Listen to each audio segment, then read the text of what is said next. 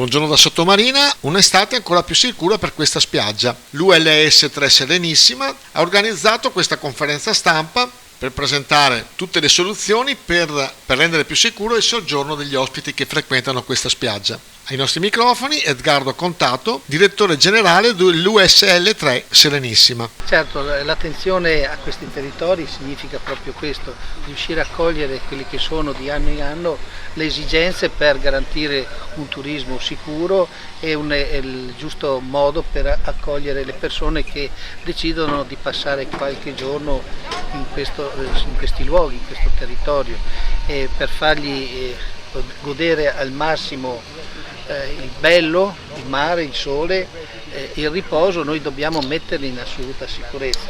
Quindi ogni anno poniamo attenzione sia a quelle che sono le innovazioni tecnologiche. Quest'anno noi abbiamo dotato le nostre squadre di particolari occhiali che ci consentono di monitorare tutti gli interventi che vengono via via fatto.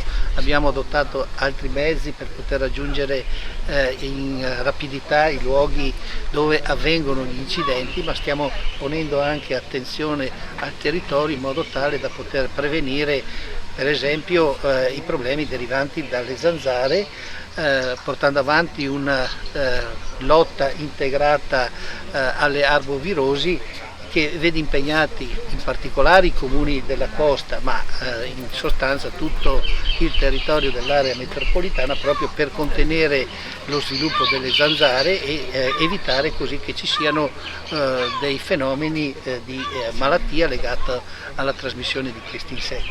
Gli ambulatori vedono di coprire tutta la costa e saranno aperti degli ambulatori specifici per dare così risposta ai cittadini in vacanza, ma saranno presenti anche dei punti con la presenza di infermieri nei bagni dove le persone vanno vengono ospitate.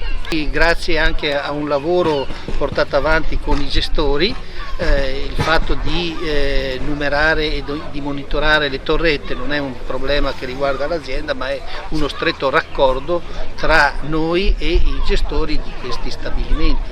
Quindi questo significa grande sinergia sul territorio proprio per garantire il massimo di sicurezza a tutti.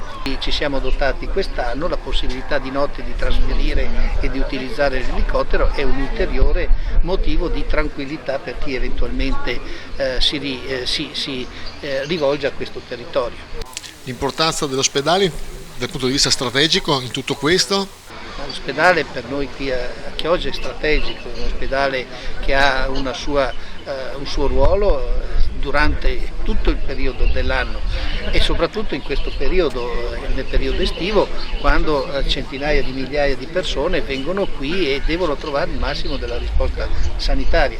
Come le istituzioni locali si impegnano a dare bellezza, ospitalità e tranquillità a questo territorio, noi come parte di queste istituzioni dobbiamo garantire la nostra quota parte in termini di sicurezza sanitaria e penso lo stiamo facendo con impegno e soprattutto con grande solerzia da parte dei nostri collaboratori. Agli operatori cosa costerà questa iniziativa? Cosa vuoi? Non ha un costo diretto, nel senso gli operatori garantiscono i posti di primo soccorso, che sono 4 nella spiaggia, e quindi la dotazione del materiale che c'è dentro e i locali, mentre il personale viene messo direttamente dalla ULSS. Gli operatori però si prestano a dare altro materiale e a dare per esempio tutti i defibrillatori che sono collocati in tutto il territorio, quindi un costo abbastanza modesto.